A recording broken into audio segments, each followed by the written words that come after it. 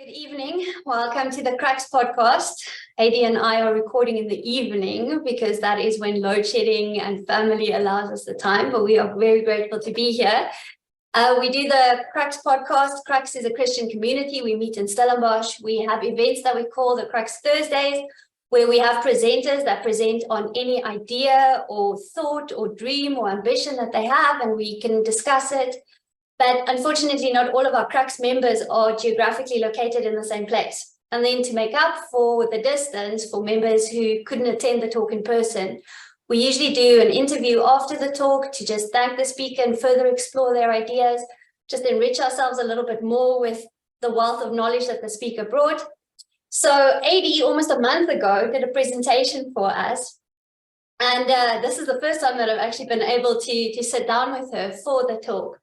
And you'll remember that her talk was on birth, the body, and brokenness. And Ydi describes herself as an artist and a mother and a thinker, and she's seeking answers to the question of then, how shall we live? So it's such a privilege to interview Ydi further about this rich topic that she brought for us. So Ydi, I'm going to start and with the topic was on embodiment, and maybe for somebody that missed the talk, could you just talk us through again what you meant by embodiment and why is it something that you've been thinking about lately? Okay, awesome. Thanks, Lishan. And thanks for this opportunity, obviously, and to be able to do this talk. So as far as I understand, embodiment, my field of expertise is more art, so this was something new for me as well, and I must say I learned a lot, and I'm still really novice on the area. But as far as I understand, embodiment has to do with that we cannot separate our conception of who we are as humans from the fact that we have bodies. So we've got biological bodies that occupy space and occupy time, and we're not purely intellect, we're not purely spirit or soul, or whatever you want to call it. We're not some disembodied thing. We are embodied beings in our bodies. And the fact that we have these biological entities, we are biological entities, inform the way we live in the world and how we understand the world. Then I just did some reading that I know in philosophy, embodiment is the term used by the phenomenologist and Merleau-Ponty. And then also in psychology, you talk about embodied cognition, which is the idea that our cognition doesn't work like a computer. Our brain is not like a computer necessarily, but our whole body is active and activated when we make meaning and make sense of the world. So our motor skills and our sensory skills and our nerves and our limbs and our organs, all of this partake in how we understand and make meaning in the world, and not simply our brains. So that's all very interesting. I think that, the topic of embodiment has come up quite a lot at KRUX, and also at church where I go. And I know theologically, I think it's really important, the idea of the incarnation. And James could talk us through that. Why is it important that Christ became a man and became a physical man? I've got some really cool quotes here from some very old quotes, but Tertullian in the year 160 after Christ said, "The flesh is the pivot of salvation." And Origen, 180 after Christ said, "The whole human person would not have been saved unless the Lord had taken upon him the whole human person." So that idea that because Christ became fully man, we can become fully saved. Theologically, it's very important. So the topic of embodiment has come up quite a lot at church and here at KRUX for different reasons. I know we've talked about embodied worship quite a lot, and the ideas of James K. Smith about embodied worship as something that the Western church has lost a bit and lost hold of, and something that we might have to discover again, and worshiping not just with our intellect, but through our bodies, and maybe kneeling, or maybe using smell and sound and images and things like that. So that's come up quite a lot. And I think embodiment in space, so that's also something we talk about quite a lot, like how after COVID, a lot of us are working remotely or we're sitting behind the screen for the whole day.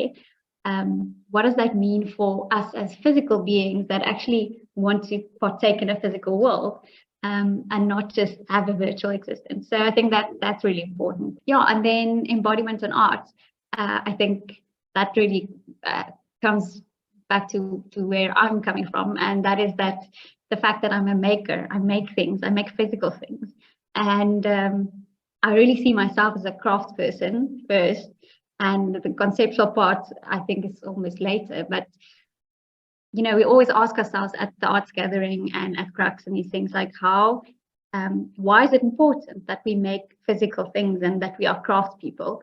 And why could it be just as significant to be an artist than it is to be an evangelist or have some spiritual vocation? So yeah, being a maker, being an artist, I think I've always been really interested in the physical world, and yeah, the way we manipulate our world and interact with our world. The topic is so real for me because you've heard me describe myself that I'm permanently online. I think I'm terminally online. And I have such a yearning for the physical realm. And increasingly, as the world is digitizing and we separate ourselves from the physical realm, we have a lower and lower tolerance for change in temperature or change in humidity or just the sound of a mosquito, or it almost becomes an offense to us, the fact that reality isn't as clean as the digital. So I really do hope that we continue speaking about this embodiment and interaction with the physical at KRUX and at church, because I think it's going to become such an important topic in a world increasingly moving towards the metaverse. So for me, it's just that escape from the screens. But I wonder, you said that you also have a more personal reason for being interested in embodiment. What is it for you that draws you to the topic? And do you mind sharing something about that? I think the more personal reason and the reason why I'm interested in our experience of being human and having a body is because of some health issues I have with my own body, and that's been with me since birth. I've 4 of the 5 members in my immediate family have a bone disorder called brittle bone disease, which causes us to fracture more easily than other people. So we've had to, it's not a life-threatening disease, but we've had to learn to live with this constant fear of fracturing and breaking, and it's placed quite a big limitation on things we are able to do and not able to do. And we spent many hours at the radiologist and in casts and things like that. So yeah, it's been a very real acute experience of living in a fragile and a broken body, which I think makes you ask a lot of questions about God and about the reality of our bodies, the fragility of our bodies. And I'm sure, I told the others as well, but I'm sure if you put a bunch of people in a room and you start from one end, you would see that most of us have some kind of medical history with, or we deviate from what we would consider a perfectly normal human biology. We all deviate in different ways. There might be blood pressure issues or heart issues. And there's almost no such thing as a completely healthy, normal human. So it makes us wonder, you know, what is the reasons for us living in these fragile bodies, and what does that do to us? Yeah, you in your talk, you mentioned that when we grow up in a difficult relationship with our bodies, often we experience it as the pain of unwanted attention. And I was so interested in that. Almost it seems as if at the same time we yearn for the uniqueness. We yearn to be different, to be seen. We often use phrases, especially as women. I find that we often use the phrase, "I'm not like the other girls." Because we want to be so unique. And then the moment that something happens to our body that actually makes us unique, then it's also the pain of, I just wish I could look like the others. And I find that tension so interesting, especially if you look at a phenomenon that's happening now called Instagram face, where everybody is using the same makeup technique and the same plastic surgery to almost get this Kim Kardashian face, because everybody wants to be so unique, but they also don't want to be different from this mold. So thank you for that. I'm going to be thinking about that quote for quite a while. The tension of not wanting to stand out yet wanting to be seen, and how we can hold both of those desires in our heads at the same time. Just shows you how we actually do struggle with the relationship with the physical self. You mentioned now your conception, and in your blurb you also refer to yourself as a mother. So how have you experienced conception and birth, especially given that you are an artist, a visual artist who's creating?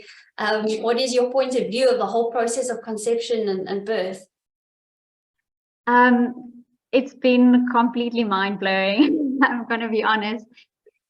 I think especially as a maker, I felt like nothing could prepare me for that act of creation. It's really incredible. I think all parents would tell you that. But it's as if you were making something, creating an artwork, and then suddenly the artwork turns around and looks you in the eyes and asks questions of you. It's that strange thing that now there's a new point of view in the world. This creature that's come into being now is their own I, it's a new subjectivity. I think that really breaks my brain a little bit. Yeah, and I mean, it's been really thought-provoking in so many different ways. I think birth is the meeting point in a way of what we consider the physical and the metaphysical.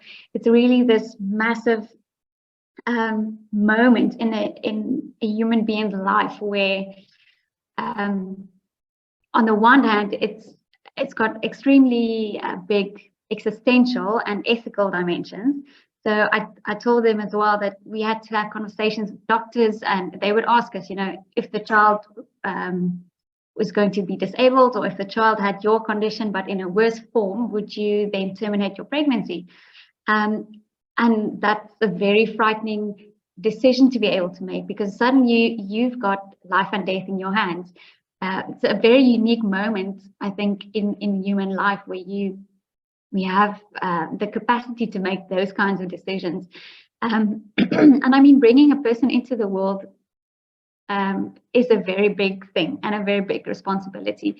So on the one hand, it's this existential thing, and then on the other hand, it's an extremely bodily, physical thing. I mean, pregnancy was so different than I expected. I always thought that a pregnant woman is simply, they've got a baby inside, they've got a bump, they're pregnant, it's so cute. But pregnancy really, you embody pregnancy in a very strange and deep way. From your hair falling out or your nose bleeding, or it felt like there's all these different aspects of your body interconnected to the fact that you're pregnant. And in a way, your body is growing and groaning and struggling. And it felt like my body was telling me, you're becoming a new entity now. You're becoming a mother. And by becoming a mother, you're going to have a different perspective on the world.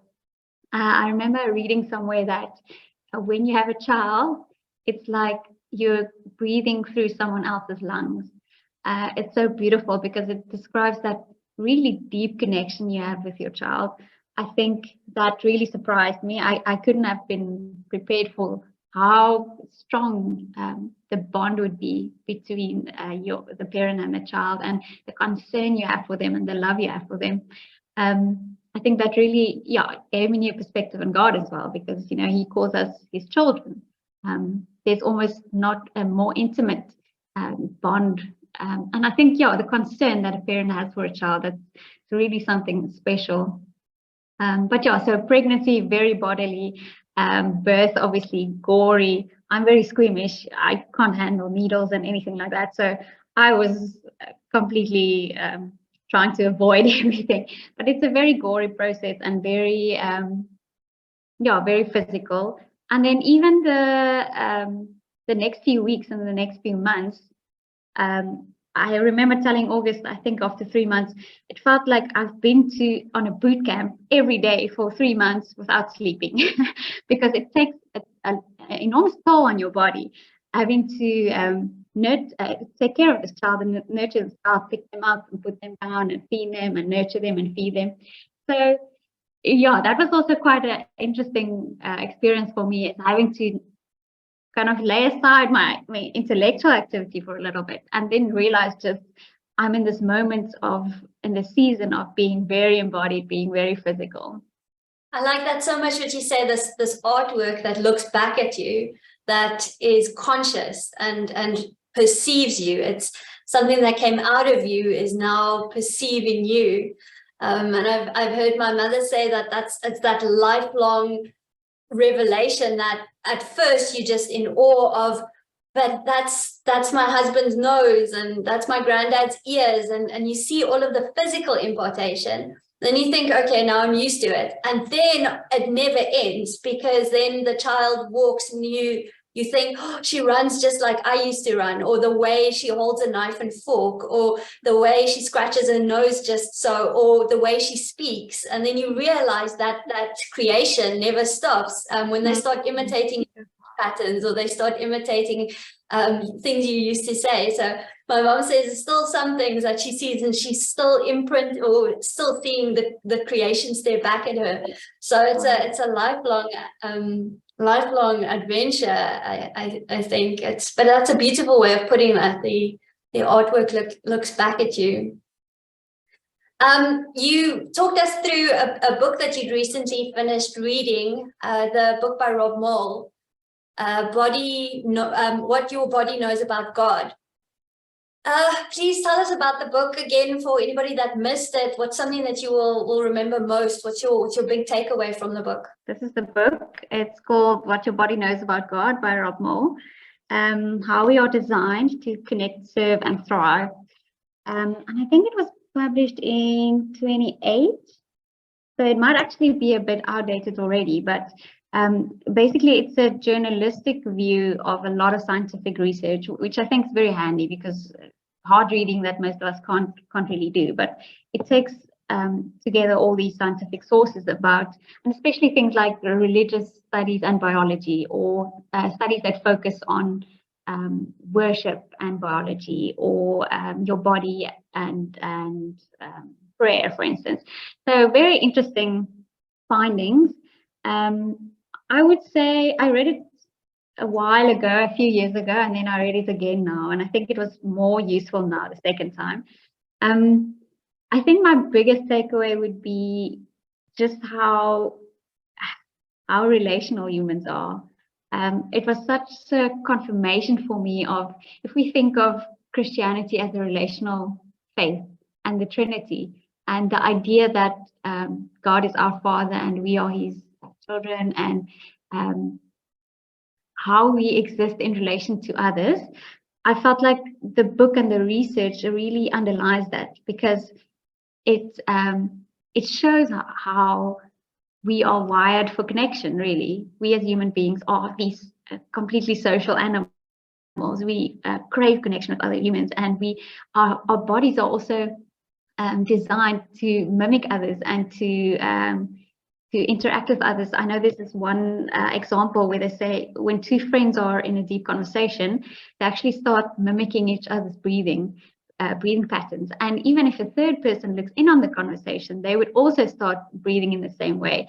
And by breathing together in a way, the depth of the conversation and their perception about the content of the conversation is enlarged. And I find that so interesting. So the book is full of these examples of how our bodies facilitate us to relate to others, and to understand each other, and also to have compassion. So it places quite a big focus on how we are wired for compassion, and then things like prayer, for instance. Prayer and contemplation are actually quite physical activities. We think of them as, something spiritual or something abstract, but the neurons in your brain the pathways can change when you pray. And they've done some research connecting things like prayer to compassion. So, for instance, if you spend a lot of time, I think it was something like 8 minutes every day, 12 minutes every day for 8 weeks, you could actually mark that change in your brain with their brain scan, which is quite incredible. But yeah, they connect the act of contemplation and prayer to being more compassionate. And then so it's as if the fruits of the Spirit is kind of confirmed by all of this research, telling us how we are made to connect to others, how we are made to have empathy with each other. Yeah, so that's I think my biggest thing is that, or my biggest takeaway would be that what we think of as religious or spiritual is actually also very embodied, and I think that just underlined what I think I realized when I was doing this talk. I guess especially as Protestants maybe, but modern Christians in general, do you think that we have a misconception about the role of the body, its significance? Do we make too little of it? Do we not use it adequately? What do you think about modern Christians, our relationship with our physical bodies? Yeah, I think that was one of the biggest thing I confronted when I was preparing for this talk, is my own view of the body in the context of my faith.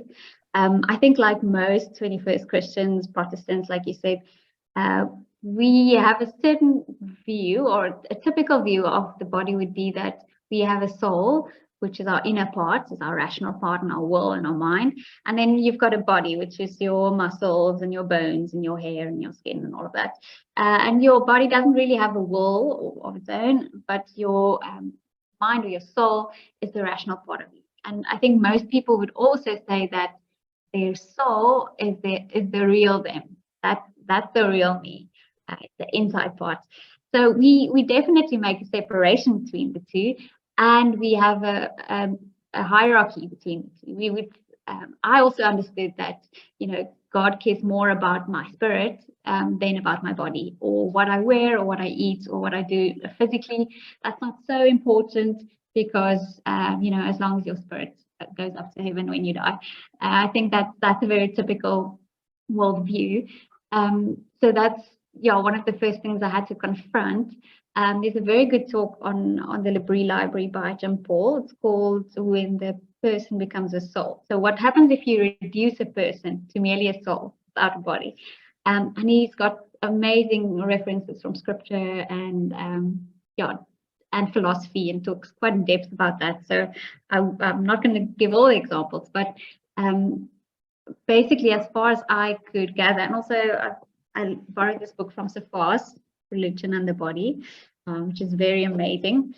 As far as I can gather, this idea that we've got a body that's separate from a soul is based on a Greek Hellenistic worldview, all the way back to Plato, right through Western philosophy to Descartes, and that's why we live in this Cartesian dualism, basically, and we would specifically call it a substance dualism. So the idea that your body is a different substance and your spirit is a different substance of your soul. That is actually not a biblical worldview. So Jim Paul then explains in this book, in this talk, how the Hebrew worldview is different from the Greek worldview, and how theologians and thinkers have actually grappled with this issue of the body. I've got a quote here that says, "The Old Testament envisages the human person not as a combination of two separate entities, a body and soul, but as a single undivided unity. The Hebrew conception of personhood is embodied and physical. I do not have a body, I am my body. I am flesh animated by soul." When the later strata of the Old Testament begins to refer to life after death, it's understood in terms not of the immortality of the soul, but of the resurrection of the body. I think that's something that's really important. The idea that we're not disembodied spirits that go up into the air when we die, but we do believe in the resurrection and the restoration of the physical world. I think that's a conversation we're having at KRUX, and trying to understand what the implications are of that. But yeah, even scripturally, I think many of the examples that I thought make us think about a body and a soul as a separate thing, is also just simply lost in translation. So the Hebrew word for soul, what would be translated as soul, is nephesh in the Old Testament, and suke in the Greek in the New Testament. And when you go look at the places those words are used, it's not in the way that we would use them. I've got another quote here. It says, this holistic approach to the person is strikingly evident in the letters of the Apostle Paul. When Paul in the Gospels use the word suke or psyche or psychology, that spirit, it's clear that they are not using it in the sense we find in Plato, or in the sense which is assumed by many today who advocate what they call dualism. Paul's and the Gospel's usage is far closer to the Hebrew nephesh, which is the living, breathing creature.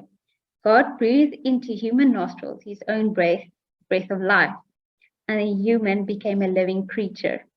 So nephesh in that sense, and suke simply means living being, simply means to an ordinary human life. And that life is a single entity. It's a complex entity and it's a mysterious entity, but it's one thing. It's not two different substances that we can separate. What a richer way to think about worship. In the way that you describe that we are so separate from the body, I find every time that I can bring my physical body closer to the act of worship, even in prayer. I spoke to some Orthodox friends, and they have such a different view about the role of the body. One example that they said is, how often do you think about your bed as a grave when you go to sleep at night? And, you lay yourself down and you go into the unconscious, and you just, by the grace of God, you are resurrected in the morning. Wow. And every time there's a connection like that, it goes into gratitude, because now I'm not just waking up and the alarm is yelling and I'm actually tired and I'm stressed for the day, but suddenly it becomes an exercise in remembering the resurrection and looking forward to the eternal resurrection. And it's just the act of waking up. And I realize how ungrateful I am when I'm not aware of my body. And apparently, I don't even know if it's true, I haven't fact checked it, but apparently the Jewish prayer book even has a prayer to thank God for, after you've used the bathroom, that your body works, that you were uncomfortable, you have a functional body, and now you are comfortable, and thank God, let's go on. There's even a prayer for that. And how little we make of it, that we just quickly run, relieve ourselves on our back, and we don't realize even that is a miracle. So I have a desire to practice a more physically aware worship, because I almost every time find it culminates in gratitude that I can digest, and that I can breathe, and that I can see, and that I can touch and feel, and that I can wake up in the mornings, and that I may dream. And so yeah, very inspired to have a more physical worship. Lest why miss out on all of this creation. You also, along with that book, you also recounted a tale that you read from a George McDonald book called Thomas Wingfield Curate. And I had never heard of the story before, and you drew our attention especially to the way that McDonald includes physical appearance and disability in his stories. So what wisdom did you learn from McDonald about the tension that we live with, having perfection and imperfection and beauty and ugliness and ability and disability in our physical bodies? What wisdom could we get from McDonald? Yeah, so for those who don't know, George MacDonald is an author one of the authors who inspired C.S. Lewis. So, and he's more well known for his fantasy stories, but he also wrote a lot of realistic fiction. And if you like Jane Austen, you would like these stories. They're set in the 1800s. They're very, very romantic and beautiful and full of wisdom. It's kind of a Christian version of period novels. Yeah, this specific one, I read it quite a few times because I was so touched by the way, like you said, he he thinks about embodiment. And I think because I was battling with my own battles with health and fragility, I was quite struck by the examples he gave in this book. But you would have to go read it yourself. But basically, the plot outline is that it's about a curate called Thomas. Thomas is doubting. Thomas, he has a crisis of faith, and he realizes, I'm a curate of a small church, but I'm not actually sure I believe in God. And then there's all these characters and how he interacts with them. There's the character of the atheist. There's the character of the beautiful woman who then there's kind of a love triangle. But then there's also two characters, a gatekeeper and his niece. And they are both dwarfs, and they're quite physically disabled. And people look at them and scoff and call them ugly, and they're very deformed and so on. Well, first of all, also it was the 1800s, and I think Western medicine was still very primitive. So almost in all of these stories by McDonald, there's always someone that dies quite young, or people would have consumption or a brain fever, or it's just crazy, all the conditions people suffered from in that time. Obviously, that's so different from today, but I think physical disability was much more common then. Their world wasn't as sanitized as we have today. But anyway, so there's these two characters, and especially the uncle, Leopold, he becomes the character of the apologist.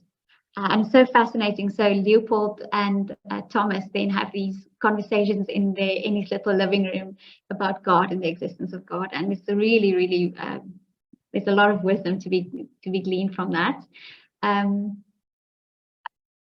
was struck by how McDonald then uses Leopold as this, I guess, as ugliness redeemed, or as disability redeemed, and how he views his own suffering and his niece's suffering. And in every time there's an example of how the suffering they endure in their bodies can be redeemed for good and can be viewed as a gift. There's one example or conversation they have where Leopold says, sorry, I just realized I used the wrong name. It's not Leopold. Leopold is one of the other characters, is Joseph. Anyway, so Joseph the dwarf and Thomas Wingfield then has these conversations. But there's one example where Joseph uses the analogy of a house, and he says that how strange it is that the human being can close the door of their heart to God. If we are the symbol of us is a house, we can close our doors and our windows to God, so God cannot come in. And then his niece says, but luckily, uncle, he made us such dilapidated houses that we can't close the door properly and God can come in through the cracks. And it's such a beautiful, kind of analogy of the gift of brokenness, I guess, and the wisdom we can glean, and the humility we can have, and the empathy we gain from being broken. I guess, that just gave me hope and perspective on my own body, and trying to not only look forward to a final restoration, which is also underlined in the story, that Joseph looks forward to a final restoration of his body. He's not sure how it will happen and what it will look like, but he believes that Christ will give us new bodies, and that the suffering we undergo now is temporary. And we wait patiently because we believe there's something better for us. And it's not wrong to want perfection. It's not wrong to want a body that functions well, and to not have brokenness. But that's the groaning of creation. But even within this groaning, and even within this now not yet that we are living, we are able to redeem those things and make them a gift, and make them something that we can gain wisdom from.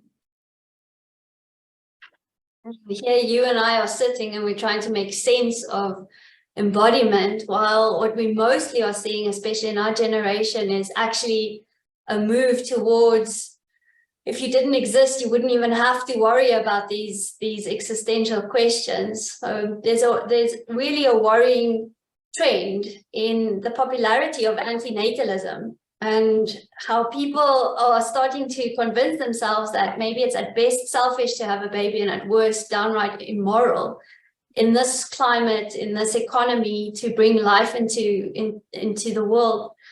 And do you have any wisdom? How, as a young mother, do you even begin to make sense of the antinatalist arguments? And what are your thoughts and your wisdom around that? Okay, yeah, so I'm not super familiar with all the arguments, but the little bit I read, there are a few arguments about why it would be, why a person would not want to bring a child into the world. One of them has to do with consent. So the idea that that baby didn't choose to be born.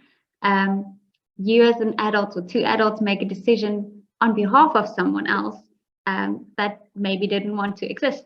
So that you could call that selfish or immoral, or there's something unjust about not being able to give consent for your own existence in a very philosophical way. Then I think another big argument is the one of suffering. Like you said, we know that suffering is unavoidable in our world. You know, we can read the statistics about wars and famine and violence and all the horrors that we live in. And we know that by bringing a child into the world, you expose them to the suffering. It's completely unavoidable. So an antinatalist would say the only logical way to avoid this unnecessary suffering is by not having a child. And by having a child, you not only expose your child to suffering, but you're in a way also responsible for their offspring and their offspring. And it becomes this long chain of human beings that have to undergo suffering because of a choice you made. So in that perspective, you would also see it as an immoral choice. And then I think one of the other big arguments for antinatalism is simply our ecological crisis. Like we would say, the planet is overpopulated. There's not enough resources. Animals are becoming extinct, and there's simply not enough to go around. I don't have much comments on the last one. I'm still grappling with that one, but I think from a philosophic point, the matter of consent is interesting to me, because I think if you view the human life in that way, you've got a very limited or skewed understanding of what a human being is. And I say that because I've been thinking of the human, of the way that when a person is born, so much of who they are is given to them. They carry a name that they didn't choose. They've got genetic material that they had no say in. Like you said, they've got parents and mannerisms and a culture and a language they had absolutely no say in. Or these things were given to them before they had any real subjectivity. And not only that, but nature acts upon us without our consent. You know, we age and we, the elements force us into living in houses or becoming warm or cold or all those things, which is the idea that we're not only subjects, but we're objects as well. We also have an objective existence in the world. We not only have subjectivity and agency in being able to make up our minds about things and make decisions for ourselves, but we have an objective reality in the world. And so much of that objective reality is given to us. Anyway, all of this just to say simply that I think a view that I need to give consent to exist, or give consent to be born, or consent in any other way, is not a very realistic picture of who we are as humans. Anyway, but I know we are fighting, humans have been fighting that, and they still are trying to beat the clock, trying to beat aging, trying to let their subjectivity override their objectivity in a way. But yeah, I think just from a more personal perspective, now I've been spending a lot of time with the little kid, you know, maybe I'm just optimistic, or maybe it's easy for me to say where I am right now, but I feel like children are much more resilient than we give them credit for, and the children of every generation has somehow managed to deal with their basket of challenges that generation has. I think my parents' time, if they thought, you know, it's the late 80s in South Africa, they're living in a complete political turmoil, it's basically a police state, things are crazy. Is this a time to bring children into the world? So I'm sure, you know, every generation asks this question, like, is it a bad time? Is it a good time?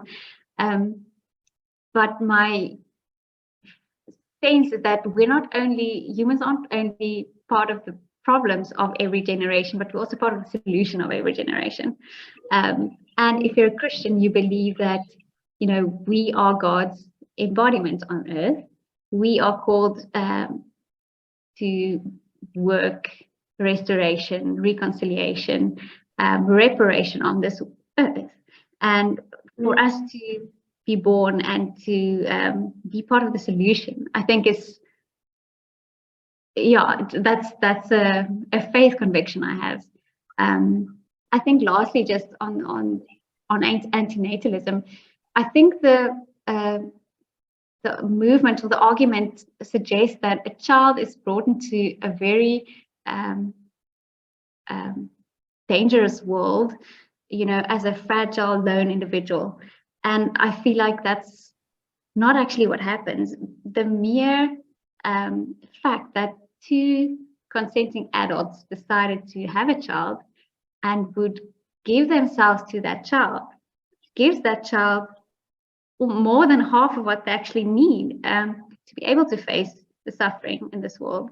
I feel like we know developmentally and through social research that having parents and having a father and a mother who loves you and cares for you and is concerned for you just gives you such an incredible head start in life and head start in resilience and being able to deal with suffering. So my question would not be to have a child or not to have a child, but am I willing as a parent to give myself to that child? Because in doing so, I'm already equipping them for whatever they will face. So a child is not someone that comes into the world alone. I mean, the thing is that the technology allows us to live these limitless lives. And we actually have to start choosing our own limits. We have the motor vehicle, so we actually don't have to run anywhere. We have to now choose to go run. And we have temperature control, so, you know, we never have to be uncomfortable. So we have to choose to actually take that cold shower, or we have to choose discomfort. And it's going to become more and more difficult. With the speed of AI now, I have very good intentions, you know, to keep myself as limited as possible and as Luddite as I possibly can to resist the progress. But there are scary things developing now. I saw someone advertising their startup where if you collect enough voice notes now and Facebook posts and data of a loved one, then they can reconstruct the personality for you even after the loved ones died, so that you will always have like a simulation of them in your computer. You can always talk to them and ask them for advice, and with the speed that LLMs are developing now. And it's very quick for me to say that's horrific. I will never, ever have my mother's laugh in a computer, you know, until you're actually there and you're thinking, if I could just hear her laugh one more time, and I have to choose to be limited, it's becoming very scary times. So in your research and your reading, have you found something that will make it easier for you to confront and understand and maybe accept your own body's limitations? Sure. I mean, yeah, you raised such a lot of big questions there, and I think I'm still very much, also blown away by stuff happening in our world and trying to make sense of it. I think my biggest takeaway, I guess, from all my reading was simply that how mysterious our bodies are and how mysterious the interaction between our souls and our bodies are. I gave a few examples, for instance, if your grandmother has dementia, you would go visit her, but then at the same time, you would say, I was with her, but she wasn't there in a way. It wasn't really her anymore, but her body is still there. Or, we would, I know I can't remember the facts, but something like every 5 years, all the cells in your body replace themselves. So you actually, you'll have a new body every few years, but you're still the same person. How does that work? How do we, if we believe that we are our bodies and our bodies inform us, and the only way for a human being to be one is to live in a physical body. What does that mean for, like you said, the metaverse, or uploading some techno utopia where we upload ourselves? I don't have the answers to that. I think there's a lot of complexity and mystery around that.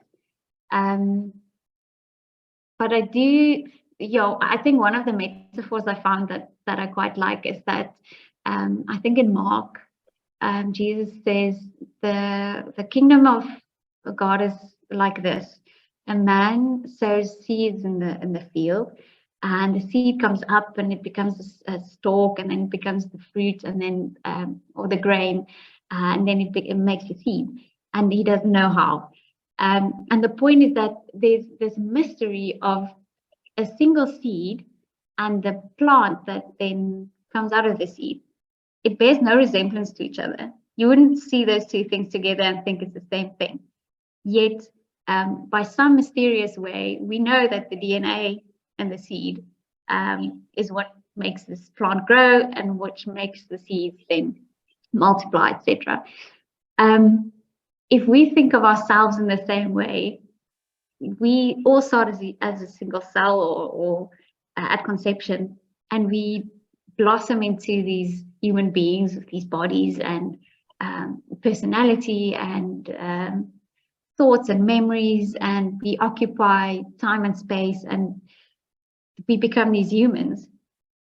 Although there seems no resemblance,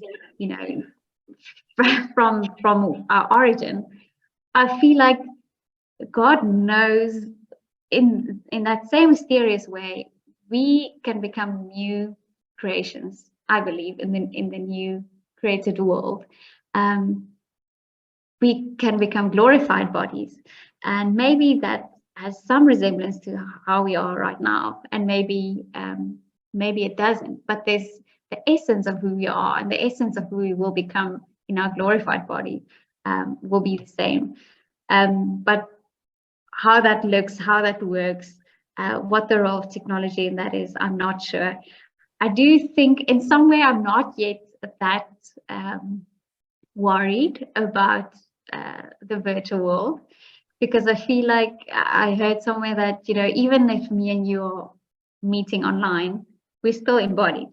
I'm still sitting here and I might be sweating.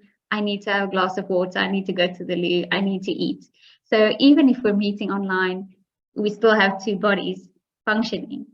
And that's where I think if you're uploading your grandmother or your mother to your memories after she's gone, we would still not view that as a person that's alive. I'm not sure. Anyway, I think we still view being alive as having a physical body. But yeah, I don't know, actually. There's a lot of new things we'd have to grapple with. Choose to age and to die and to live in the rhythm of nature. Ydi, thank you so much for your time. Thank you for sharing yourself with us in between baby naps and baby nappies, and you've been such a blessing. So if you stumbled upon this talk through your browsing of YouTube, or somebody sent you the link and you want to learn more about our community, we are KRUX based in Stellenbosch. You can visit our website. It's krux.africa, KRUX.Africa. If you want to contact me personally because you'd like to attend any of our Thursday night talks in the lounge, You can email me. It's lishan@krux.africa.